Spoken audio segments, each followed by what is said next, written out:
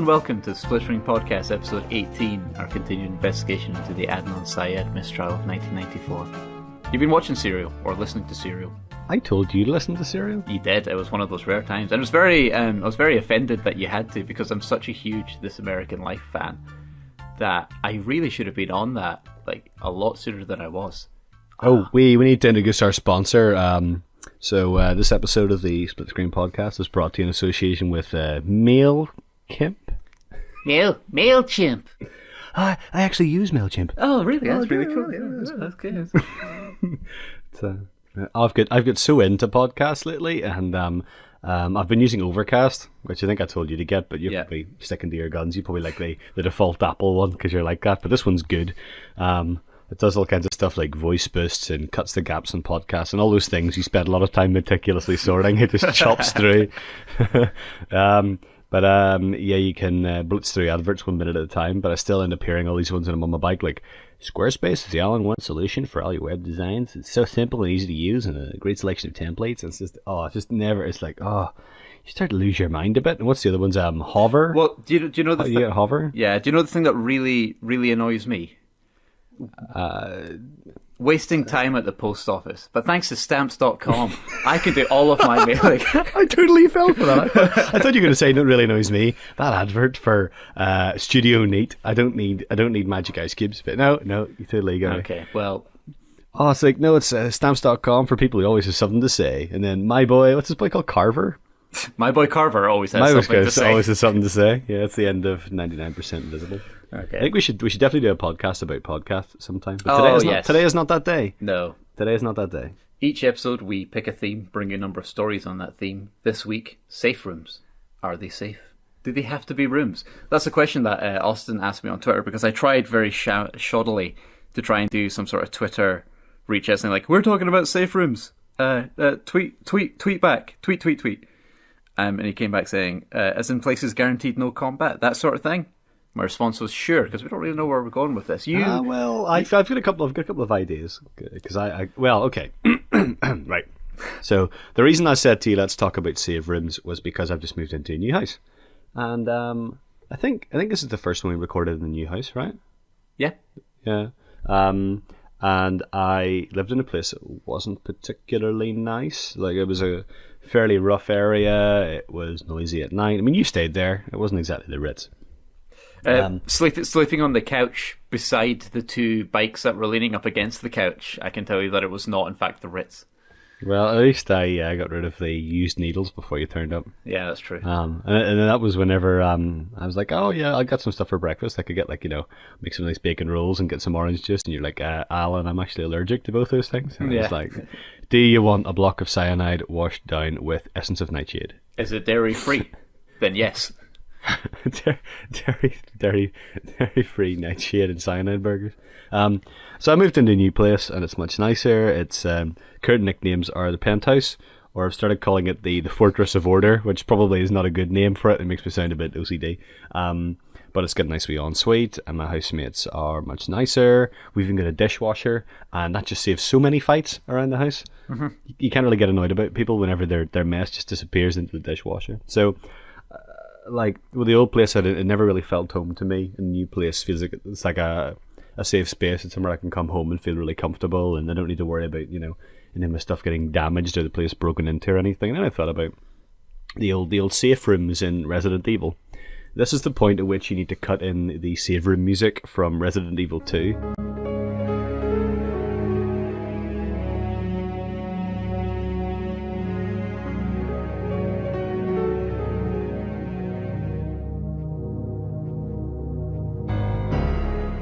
While it's very nice and calming, there's a lot of clever stuff with, like, minor keys and the piano and stuff. Do you remember it? I've never played through a Resident Evil game. None of them? Well, no, actually, that's a complete lie, what I just said there. Sorry, I'm trying to be like a kind of politician of sorts. I've played Resident Evil 5. I did not have game relations with that game. I've played through Resident Evil 5, which didn't have safe rooms, I don't think. I think it was just a pause the menu and hit save, or it was a checkpoint kind of thing. Like, there certainly wasn't any go collect the typewriter ribbon and then go save your game in a separate little cubbyhole. If there's any Resi fans listening to this, they're going to be bristling.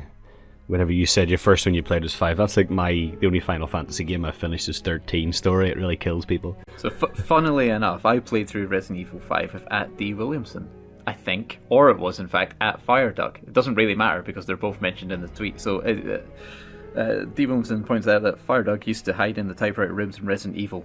Not sure if that's good material, but there you are.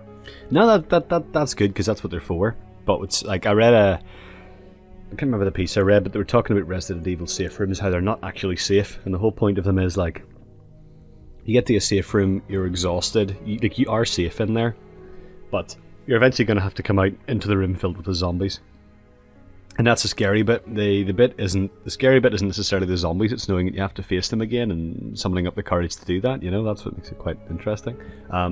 But I'm pretty sure most of them have save rooms. 4, I don't know, because I think 4 tends to load things into chapters more, and so it has little breather rooms. Mm-hmm. But it's not the same as like, say 1, 2, or 3, where you had to run back to the save room, and yeah, you're right, you needed to have ink ribbons and stuff, and then get the nice piano music, and you could chill out a bit.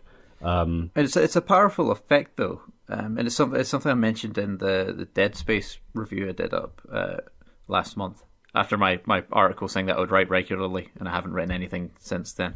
But let's say first rule of blogging: never say you'll do something regularly. No, never commit. That's why my relationships are so great. But hey, you're in one now. You can't talk. Tables have turned. That's true. I'm the guy sitting in my own crying myself to sleep, and you're the guy in the relationship now, Craig.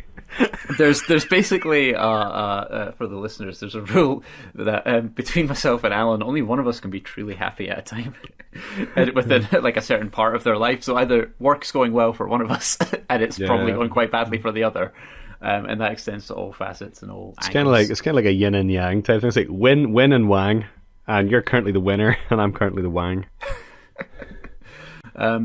But the point was, there's actually a point that I took from an old Retronauts podcast where they're talking about survival horror games, and their definition was it was any game that introduces an element of dread to the player that they have to overcome in order to proceed. So not necessarily loads of evil monsters coming at you, but the fact that you have a moment where you stop and you go, I don't want to go on anymore. Like, I don't want to go down that corridor because I hear like a clanging of a metal pipe, and I know there's going to be something bloody going to jump out that cupboard as soon as I get there. And I guess the save rooms in Resident Evil, from what you're saying, kind of did that. Yeah, kind of. I mean, I guess maybe one of the things about being a survivor is that, so if you watch something like Titanic, right? The James Cameron classic, or something like, I don't know, Aliens, or there's lots of other films that James Cameron hasn't made, but I'm just trying to, those two just popped to mind because I watched Alien 3 last week.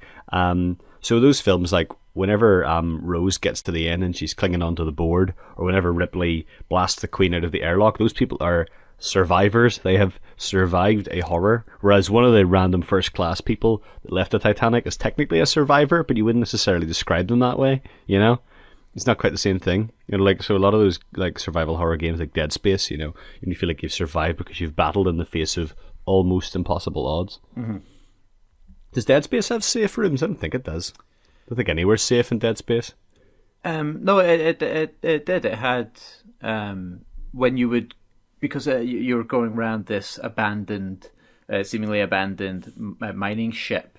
You took the kind of monorail between all these different sections, and when you would come off the monorail, there would be a little safe room of sorts, and you could upgrade your suit there. I think that was where you had your inventory, and you could buy certain add-ons for guns and certain upgrades. But the way it handled the save points specifically, it was the little terminals on the wall, and those weren't unique to the safe room. Those would be scattered along throughout the game, and I think they did the thing where on the harder difficulty you could only use those terminals a certain number of times in the entirety of the game, so you had to pick your save point very carefully, and you would go those long distances. And in Alien Isolation, they do that to similar effect. You have to go up to the terminal, and it's a very cumbersome technique. It takes you ages to save it. Have you got Isolation? No, but I've read Rick Lane's excellent review. Yeah, Rick Lane. I don't know. He's not the kind of guy I'd have back in a podcast. Certainly not around the time of the New Year, anyway. Probably not at Christmas either. Nah. Definitely would be no present for me. I'll tell you that. Okay. But anyway, I don't Have I read his review? I don't know, but I have them. Well, we're such good friends. I'm not going to lie to my friend on a podcast. Unless it's you. But I've been playing it a little bit, and the save game process is really cumbersome. I've only met the alien once, and it was quite scary. But I got into a lift and moved to the next area. It was a monorail. It's a mining ship. Mm-hmm. What's kind of interesting on the Alien Isolation? Because have you ever? This is slightly off topic already, but what topic? Do you have like any games that you know were absolutely terrible? Like, as much as there's a subjective nature to anything and to art and all that, but there are certain games which are just objectively bad games that you actually hold a bit of a sweet spot for. Oh yeah. Well, actually, I'm giving a talk on this next week. I'm doing a talk at Video Brains about nostalgia. It'll probably have happened by the time we release this. But one of the games that I used to really like, but as shit, is Robocod for the Mega Drive. James Pond 2. Oh, I remember that. It's bloody awful. It's a bit like I always tell people never to watch The Mask again, and you'll probably disagree with me. But I watched The Mask in primary school, and I thought it was the funniest film ever. And then I watched it in high school, and it was awful. And Robocod's a bit like that. It's a really bad game. The reason I'm talking about it is because I'm talking about nostalgia and the Christmas factor of nostalgia, and Robocod is a shit game with a lot of nostalgia set at Christmas, so it's perfect. The game for me that I hold that I really shouldn't think about this as much as I do was that Alone in the Dark game that came out on the 360, which of course was also the first review that I wrote on the Split Screen blog, and I think I peaked early because that was the game where you had to press a button to blink. That was the Lost podcast. That was whenever you made me play it at Rick's house, I think. And I was just kind of giving this running commentary while I played it. It was like some kind of proto Let's Play, and we were all just cracking up at how shit this game was. Mm-hmm. So it's one of those moments you wanted to cherish forever. But if you knew that if you tried to record it, it would just no longer be funny. A bit like our podcast, really. Well, long unfunny story short. One of the things that game did was that when you looked at your inventory, you physically looked down and you held your jacket open like some creepy flasher. And you would then navigate around the pockets in real time, but the enemies were still coming at you. That's the way that you save the game in Alien Isolation.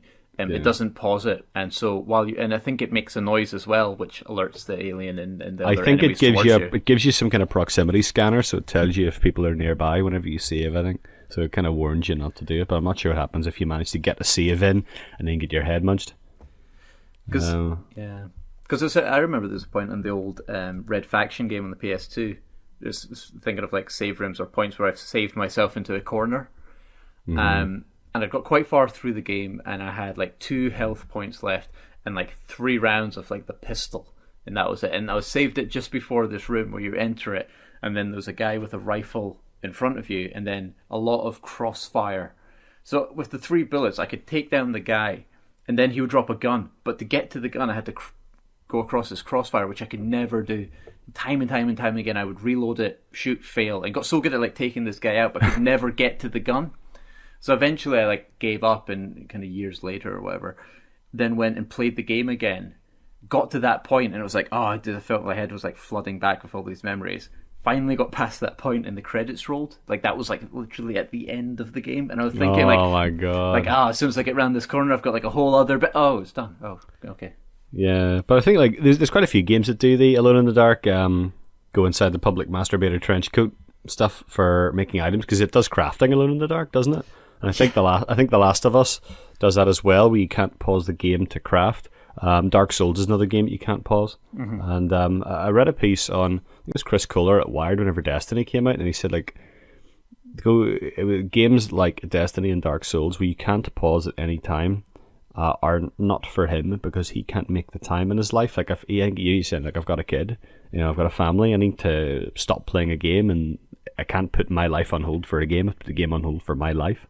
Yeah, I mean, but it is kind of an important part of survival horror. I think that idea of nowhere to run between spots is important. It's like if you could just hang out in a save room all day, like it's just a different type of thing. The impulse in Resident Evil becomes getting to the next save room and taking a breather, or something like Alien Isolation. You just kind of have to keep going and going and going.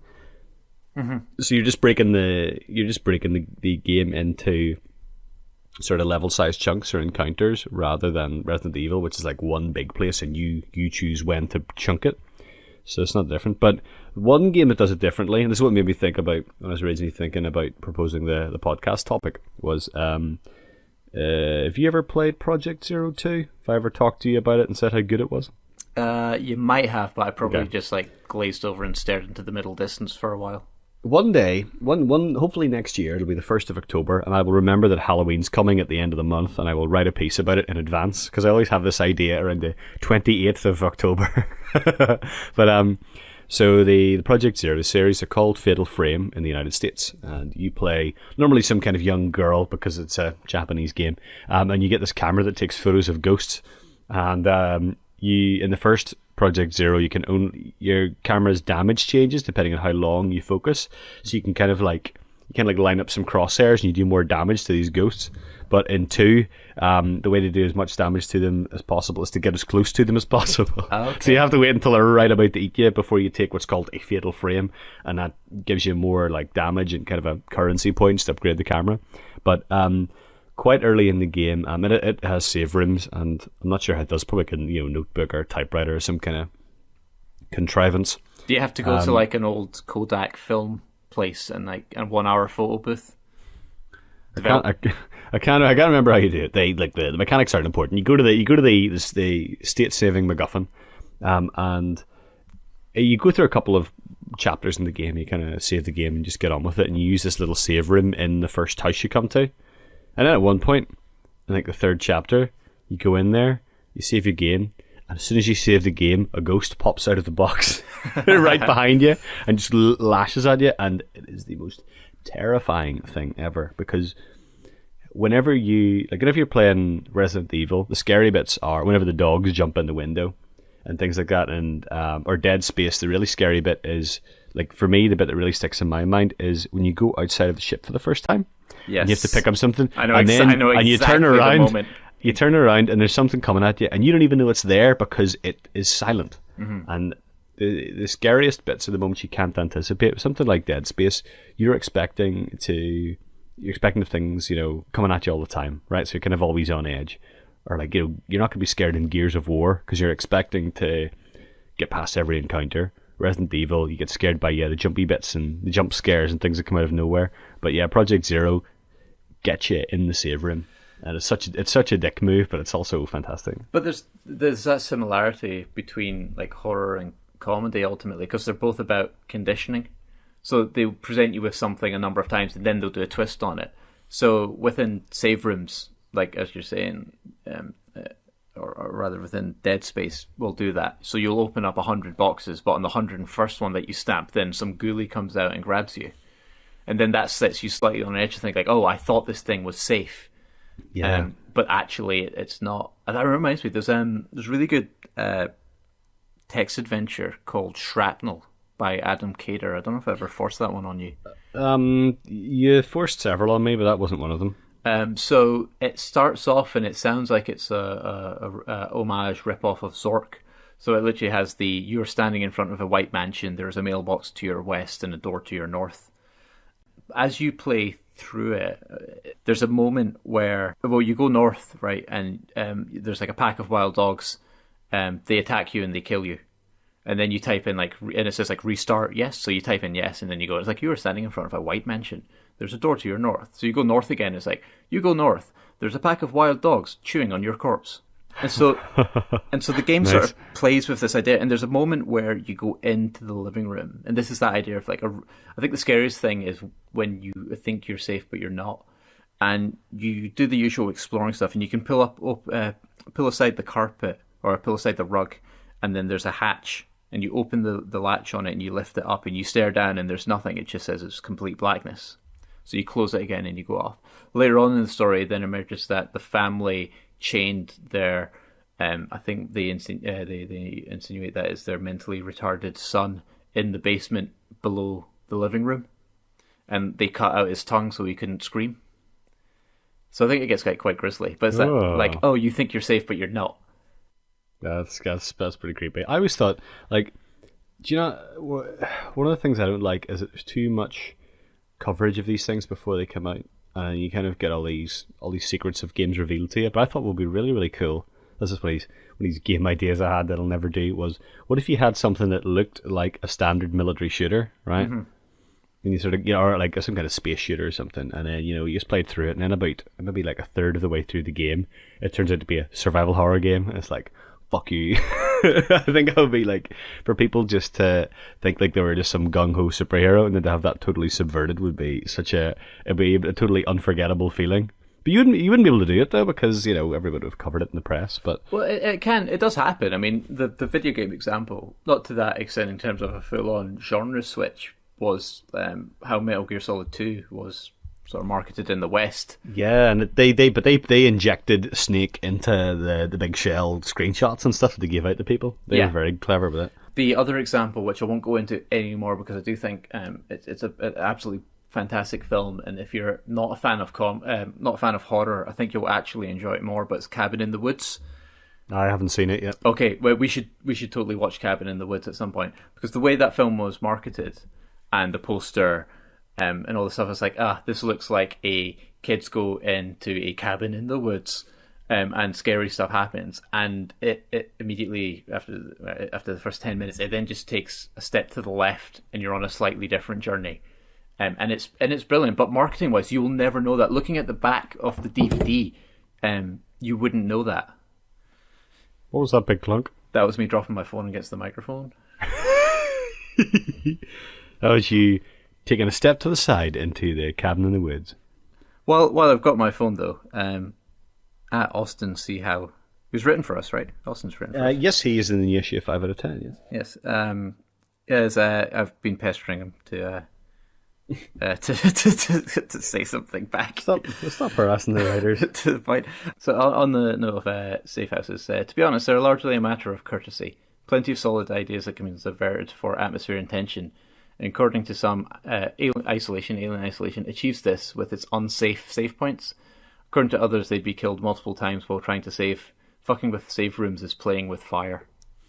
I don't know, because I don't want to do a Google whack adventure here and look this up, but I wonder if Resident Evil 3 is the one with Nemesis, who's like this kind of unkillable soldier chasing you the whole way through the game, and I wonder if he attacks you in the save room. I'm not sure if he does. I think that would be sacred, but he certainly attacks places you previously thought were safe. Mm-hmm. You can't clear out areas, and I think he comes and chases you if you spend too long on a spot. Mm-hmm. But I'm not sure if he does it in the save room. I don't want to go look it up. Somebody, the two people that listen to this, neither of them will know, so it'll have to remain a mystery. There's two more games I'd sort of like to touch on before I think we leave the kind of horror, survival horror. I keep trying to say horror in a way. It's like a really hard word for me. Horror, pal. It's pure horror, by the way. Because there's been a murder. Okay, before we move on, did I ever tell you about how there's a Goosebumps game called Escape from Horrorland? I'm pretty sure that Jeff Goldblum is in it. But now that I will look up. But one of the things was the main character, like they were all talking about, escape from Horrorland. Let's see if it's somebody famous. Yes, Jeff Goldblum. Isabella Rossellini is in it. But yeah, the main girl has an unfortunate accent that makes her pronounce it as Horrorland. Okay. And I thought that was very funny back in 1987. I thought that was a real hit. Back in 1987? You were what, 1 year old? 1 year? 1997? Oh, 97, sorry. Yeah, I was going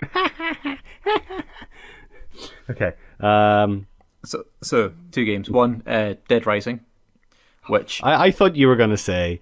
I thought that was going to be your choice of a game that's actually shit that you really like. No, it was going to be Dead Rising. No, I've always stood by Dead Rising. Everyone else made fun of my gaming husband, but I stood by him. Dead Rising was a fantastic game, even the first one with all its AI faults and awkward saving. Because Dark Souls then came out with the same bloody thing. Speaking of safe rooms, fucking Dead Rising, man. So you could only save the game in one area up in the I think it was called actually like the safe house, but it's up in the roof effectively. It was kind of the staff room almost. Yeah, it was a security room. That's what it was. It was the security room where everyone was secure, and you had to march your way back there every time, and it was a long journey. Like, even from the start of the mall, it was a good 5 minutes of going through 3 or 4 different load screens before you actually got to the point where you could go to the one locker and save. And if you had survivors in the game, you had to escort them back, and that's where like the ghosts in Pac-Man had better pathfinding. That's probably a bad example because it's actually all they have is excellent pathfinding. However, corpses have got better pathfinding than these AI survivors did. But I fucked that up actually. You could save in the toilets. I only found that out like years after the fact, and it was like, you're what? You can do what now? You can actually save in the toilets? Yeah, you can save in the toilets. There's only 3 or 4 of them again in the mall. But it then became a big like investment. Like, you want to go out and everything, you've got this time pressure on you, which I think is slightly different from an Alien Isolation. This is somewhat turning into a review of that game, or neither of us have really played it. Because I've seen... Let's wait till I finish it, yeah. Are you actually playing through it now? Yeah. Oh, sorry, I didn't know that. Yeah, I actually have time to play video games now. Oh, that's quite cool. What's that like? It's alright. Of course, it was classic Alan moment, where it's like, I could finally get cracking into Bayonetta 2, because I'm only a couple of chapters in, and I really want to get it done before Christmas, so I can legitimately say it's the best game of the year, because I think I know it will be. And I was on my Wii U, and I was like, oh, I've got a demo of Monster Hunter 3. Let's play that before I go to bed. And it was balls. It lasted 5 minutes before it got deleted. That's why I didn't play Bayonetta last night. And now I want to go watch Cabin in the Woods. So I don't know where I'm gonna. Will I save it? Will I save Cabin in the Woods when I come to visit? Save it. We'll watch it when you come up. It's good fun. Because there's also in that game. In that film, there was going to be this is such a good segue, Alan. I've ruined it now, but this is such a good segue. There was going to be a tie-in with the Get a Drink Valve game Left 4 Dead. So at a very brief moment in Cabin in the Woods, there is a picture of a boomer, a tank, a witch, and a hunter from Left 4 Dead. So we can watch that, and I can freeze frame it and go, look, see there, there it is. It's right there. Nice.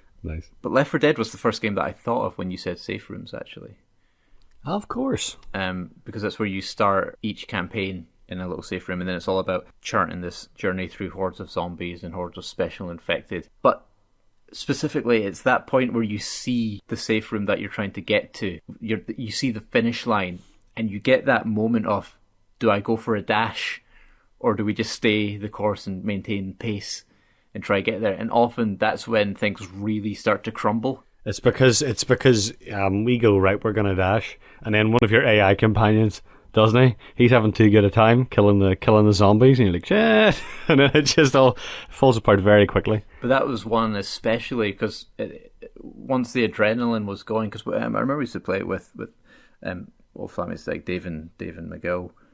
We got to the point where we were playing it on expert all the time, and so that's because we used a lot of glitches actually to beat some of the finales, which were all named after Jesus. Actually, I don't know if you what? Yeah. So like in End of No Mercy, there was the Jesus room, which was a room where you stood in against the wall. The AI would all funnel towards the door, and you could just bottleneck them and get them there. There was the Jesus tractor in Blood Harvest that you could get on. There was the Jesus rock in Death Toll. What's that one? The one in the tunnel. And then there was the Jesus wing in Dead Air, the airport one that you could all stand on, and the AI couldn't see you, so they would just freeze, and you could just wait out the timer. So that claim of like, we played it on expert all the time, is we battled through to the finale and then cheated, more or less. Nice. It's very like did we play Left 4 Dead? I definitely played it with. We played it a couple times, but we played it a couple of times. I don't think we ever finished that level. Maybe we should do that after this. Go play some Left 4 Dead. Yeah, I'm up for that. Okay, good, right. Well, thanks for listening to the podcast. We're bored, so we're going to play Left 4 Dead. See you later. So where there was like a lot of adrenaline when we were just about to get to get to the next safe room, when we would start, then the next chapter would load. Genuinely needed like a little bit of a calm down, like a little bit of a moment to actually breathe and go, okay, all right, let's get it You together. needed a wee while to change your pants and things, definitely. Yeah, and I guess probably we can't go without mentioning Silent Hill: The Room. Yeah, right enough. I don't know. Well, we can because I've not played it. Neither have I, but we've mentioned it now, so we can now go on. Right, I'll just mark that off in my my piece of paper here that we did indeed cover it. But I think just to finish up on Left 4 Dead, it's almost like a kind of it's like survival horror at its most pure in the end, because the whole point of the game is to run to the next save room, and very often that is what you're doing after a while. You know, that's just it distilled to the run like hell for the save room. That's what a lot of those games are like. A lot of the resi stuff, whenever you're low on herbs or if you need, I don't know, leave to go about the rest of your day, to turn into a big scramble for that safe room. It just implements that kind of tension in a very direct way. Yeah, I mean, the more I think about it, Left 4 Dead for me just is such a pinnacle of like design, but also just some of the best game experiences I've ever had. Do you think 2 was a lot less good though? Because I never got into 2 the way I enjoyed the first one. Yeah, no, we never took to it in the same way either. I think for a couple of reasons why it never worked for me.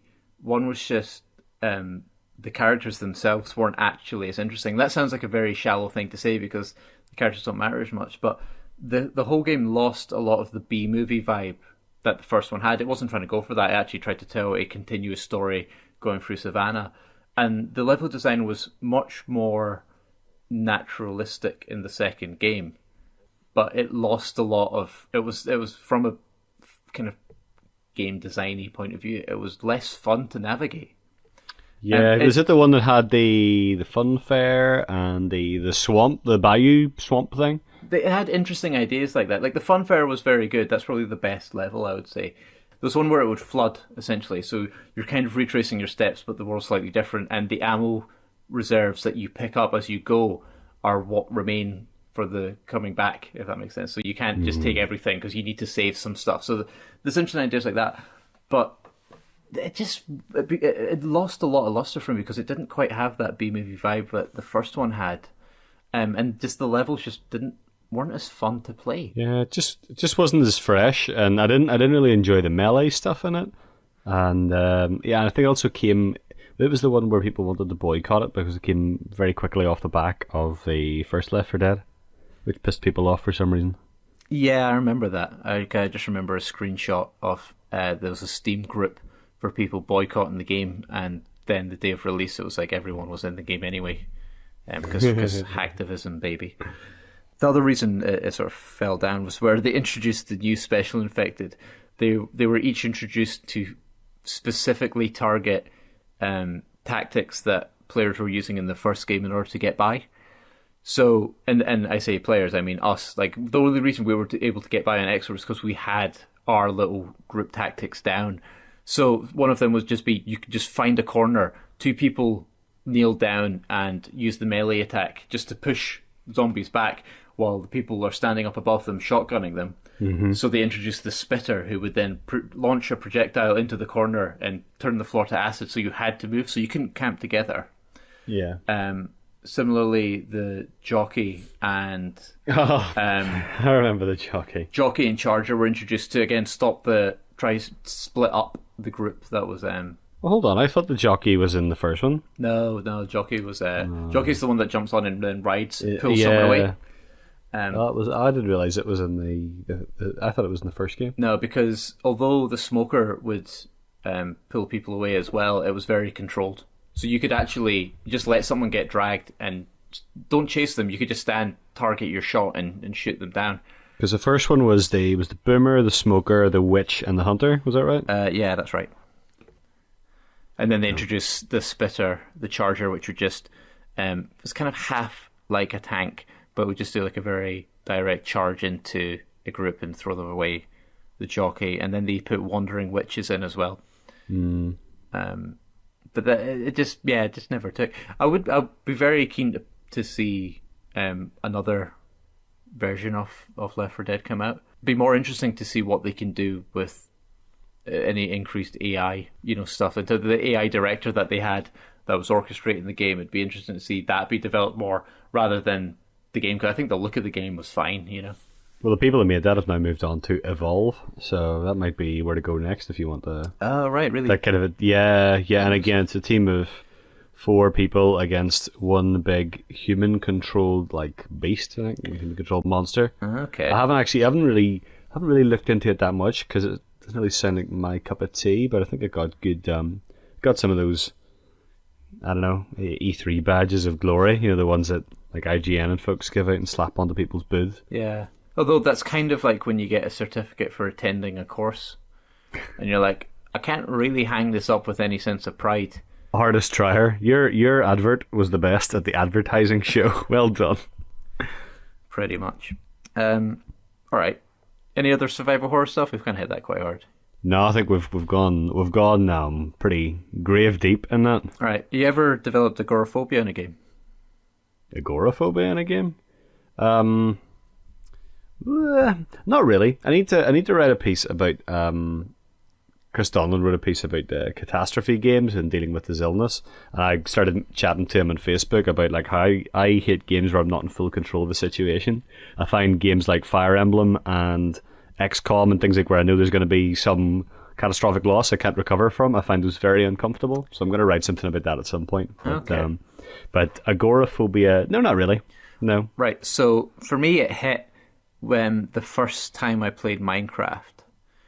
And I realized that I'd built this this little home inside this mountain, and I had like this pathway that would go across into the next mountain, and then there was all the tunnels and all the excavation stuff and the caves and the different levels. I realized that once I'd built that and invested, I would like went outside and put kind of lights up and things. I never left that area. Like I never wanted to leave that area because that was like I actually spent so long building your way home and everything. I spent so long there, and I did feel like genuinely sort of safe there. And it was like, this is the world that I know. And it was just so strange because I was installing all these mods to put in like the kind of mapping at the time. You would get the 3D isometric mapping stuff.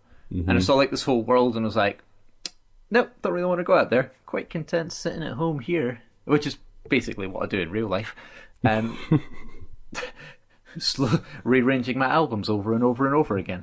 Haha. So, you okay? Yeah, fine. I'm fine. I'm fine. But that was that. I think there's. I would have thought that was how you felt on like Animal Crossing. Is that not a similar thing where you're kind of building up? No. Animal Crossing. You've got a town, and you are. In fact, even the latest game, you are the mayor of that town. It's quite compact. You're in control of it, and a lot of the kind of longer term stuff in the game is completely managing and dominating that space and stuff like making sure you've got the right number of different trees and houses and amenities and stuff all over. So no, it's definitely not an agoraphobia thing. In fact, your house almost becomes like a trophy cabinet for cool stuff you've managed to pick up. Yeah, okay. There's not a lot to do inside your house. Most of the stuff you do is outside, like the fishing and the bug catching, and you can go to the tropical island and stuff. So no, pretty much the opposite, I would say. It's more about exploring the great outdoors. Mm-hmm. It's kind of like, whenever you were young and you had long summer holidays, and you would spend a day running about the countryside and stuff, but you knew you had to come home at the end of the day. Yeah, that's kind of what that to me is what Animal Crossing's like. Okay. I'm doing my usual look over at the shelf for inspiration, but I haven't got my glasses on, so I might do that, and then I'll see if I can find any games. Well, you put your glasses on, and I'll tell you a story. So this is slightly off topic. So sitting under my desk, I've got a load of like random CDs, talking about rearranging albums over and over again. I just found like all these like old mixtapes and things that I'd made and saves from uni and stuff like that. In there were a number of CDs from when I hosted a radio show called Truth and Soul Inc. at Fresh Air in the University of Edinburgh student radio station. Now, I've never listened to them because they're recordings of the show that I would present. So I would go down to Pleasance on like a Sunday night with like my bag of Motown CDs, and I would go there and I would like, it was really painful so because the guy who was on before me was like a proper Motown fan. Like he had all these vinyls and stuff, and he would do far more like mixing and things like that than I would ever do. But I would go in there with like my little humble bag, put stuff in, and put like a blank CD in, and I would like record the show, and I was like, I've never listened back to them, Okay. just for fear of like it being as bad as I actually thought it was. I finally picked up the courage last week to do it, Uh-huh. and I put it in, and I hit play, and nothing happened, because apparently I didn't hit record on these CDs. So you've got a box of 50 blank CDs. 8. 8 blank CDs with the dates dutifully written on them. And each time I went in, apparently just didn't actually record in the way I thought it was recording. So I don't actually know if this show got broadcast at all. It's got to be some metaphor for your university career. Something like that. There's got to be some kind of analogy to make there. But yeah. So do you have a look at your shelf? You found anything? Oh yeah, I did. I didn't see anything. Oh, right. I just saw 8 blank CDs. What about son of a bitch. Oh, this is just Craig's funny stories. Last time was of course the Shargel story. I've got a bit of follow up on that. I am using original source right now, but I've got a great Lush shampoo bar. So have you ever used one of those? No. God, it's amazing. It's like one swipe over your head and it's foam city. Can't recommend it enough. It'll be much nicer than original source. Okay. Which I just think it smells nice, but it just seems to go very quickly. Doesn't last long. You tell me about it. If you use it in your hair, it lasts a lot longer. Yeah, man. You just got to portion that stuff out. Oh. Should we wrap it up there? We've done like a good 40 minutes of interesting survival horror. Do you really want to do another topic? Well, we can like chat about one. We can always put it out as a different podcast. Yeah. And I'm just thinking like that was quite a nice wee 40-minute stuff about survival horror, and it was mainly interesting. So because it's kind of turned into like a bit of a saving chat. Yeah. And do you like which do you prefer? Because I guess like the spectrum kind of goes from on one extreme, the stuff we've talked about where you've got only specific places where you can save. Yeah. There's then there's the kind of in terms of frequency. I'm trying to think about it. You've then got like automatic checkpoints where you just walk through them. Yep. And then to complete control, you've got hit the pause button, quick save, quick load, all of that stuff. Which do you prefer, like in a game? Okay, so there's a couple of different ways of looking at this. So whenever I was doing Escape to Nepali, the fact that I could manually save was invaluable, right? Because I had lots of different points I'd save throughout the game for various levels I was playing. Is that so if I was writing a book about Halo, that would have been a lot more difficult. Mm-hmm. The other way of looking at it is that whenever I played Bioshock 2 for the 360, it does not automatically save at all. Yes. And I had turned off Vita Chambers because I was going to go for that achievement where you go through the game without playing with the Vita Chambers. Yeah. Suffice to say, I lost about 45 minutes of play, and I turned the Vita Chambers on because I don't care anymore. Mm-hmm. I think personally for me, it's not acceptable for a modern game to not have autosaves. Yeah. I think that's absolutely ludicrous, and I think that. I mean, you say what I prefer, but I think it depends on the type of game. Most games are now designed so that you never have to go back. You don't really have to do a lot of repetition, and checkpointing works in different ways. So, like, I'm playing Shovel Knight a lot in the 3DS, and you get various checkpoints throughout the level. Yeah. But you can smash the checkpoints and collect extra money. But if you do so and you die, then you obviously can't use that checkpoint anymore. You have to go back to the previous one. Okay, that's quite cool. So it does a kind of risk and reward thing with checkpoints, which I think is okay because you wouldn't smash one accidentally. So I think autosaves are essential, just because modern consoles and computer games are really complicated and they do crash, and it can be very frustrating if it's no fault of your own. Well, I think that is just downright annoying. But at the same time, Halo does stuff like we can save and quit whenever you've had enough, and that's okay. But the other problem is sometimes you do get stuck with a shitty checkpoint. So what Halo does is it actually has multiple checkpoints.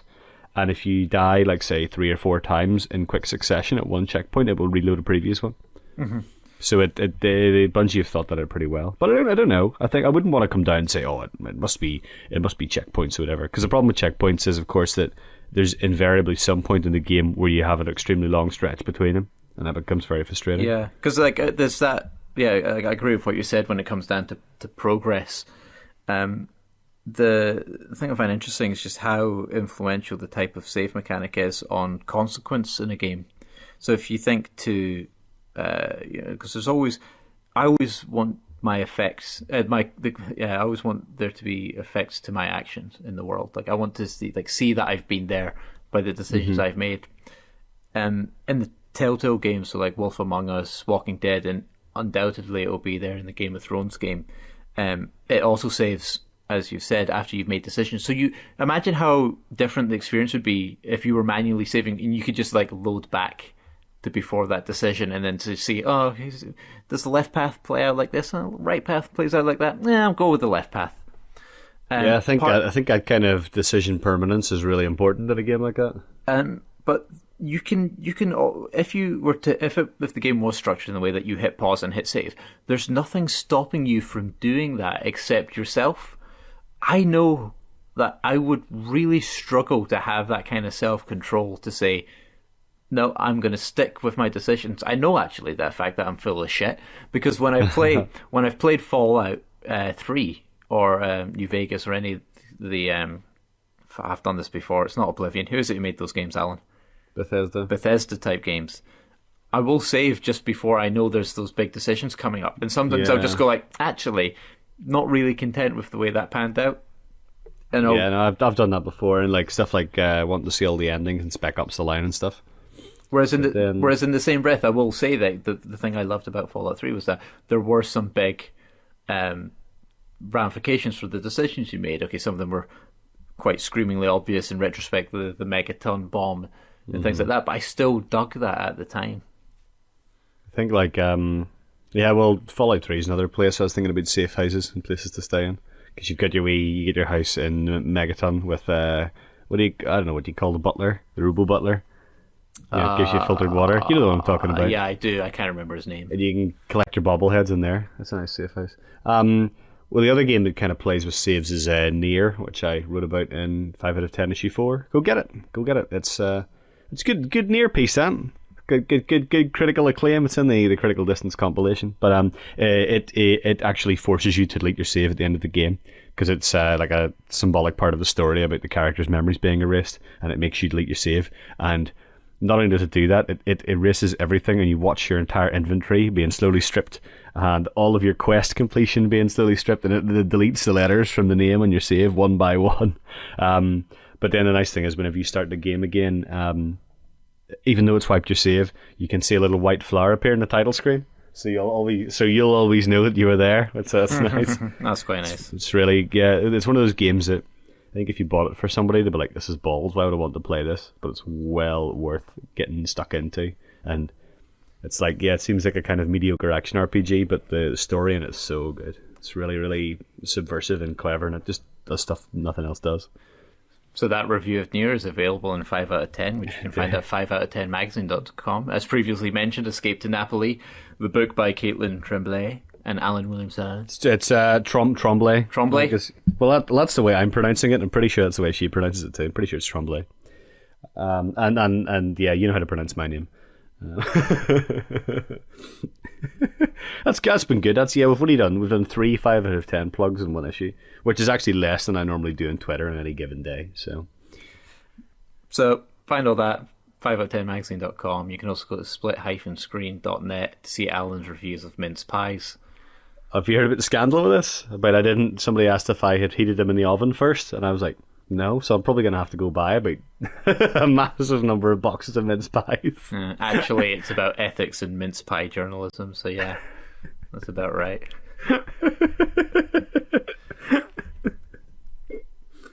I've been Craig Wilson. This is Alan Williamson. No, it's not. How do we don't sign these things off, do we? We don't just end it. Just say, I don't know, smell you later. Oh wait, why do we sign them off? I don't know. It's come back. It's come back. Wadsworth was the robot butler from Fallout 3. I was like, it's come back to me, Wadsworth, and I was like, we sign off our podcast by saying Wadsworth. Wadsworth.